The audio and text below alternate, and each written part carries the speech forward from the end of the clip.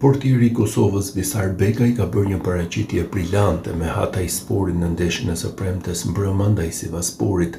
Hatayspor mori një barazim të madh 1-1 në udhëtim te Sivaspori në ndeshjen e vlefshme për javën e 11 të Ligës së Parë të Turqisë. Meritën më të madhe për këtë barazim të mysafirëve e kishte portieri i Kosovës Visar Bekaj, i cili pati një paraqitje të kompletuar. Përveç disa pritjeve dhe daljeve të sakta, Bekaj priti dhe një penallti në minutën e 83 të ndeshjes.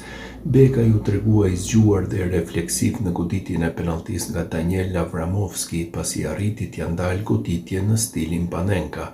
Kështu, përkundër formës së dobët të skuadrës së tij, shkaku edhe i problemeve financiare, Bekaj vazhdon të shkëlqejë dhe të tregojë çdo ditë se meriton një klub më të madh ose një kampionat më të fortë. Portieri nga Prishtina ka qenë lojtari me notën më të lartë e Hataysporit në ndeshjet e fundit.